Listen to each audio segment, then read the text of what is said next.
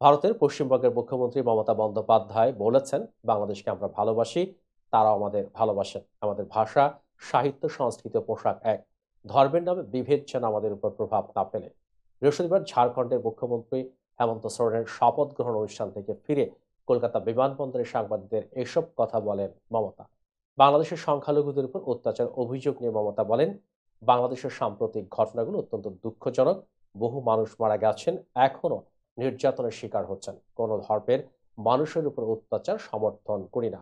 সম্মিলিত সনাতনী জাগরণ জোটের মুখপাত্র চিন্ময় কৃষ্ণ দাসের গ্রেপ্তারের ঘটনায় বাংলাদেশের চলমান প্রতিবাদের প্রসঙ্গে মমতা বলেন, আমাদের ভূমিকা খুবই সীমিত, কারণ এটি দুই দেশের বিষয়। তবে কেন্দ্র সরকার চাইলে পদক্ষেপ নিতে পারে।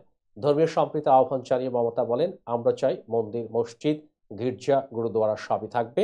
সবাই যেন নিজের ধর্ম পালন করতে পারেন। কোনো ধর্ম বা জাতির প্রতি বিদ্বেষ থাকা উচিত নয়। মমতার এই মন্তব্য বাংলাদেশের পরিস্থিতিতে পশ্চিমবঙ্গের সংবেদনশীল অবস্থান তুলে ধরে।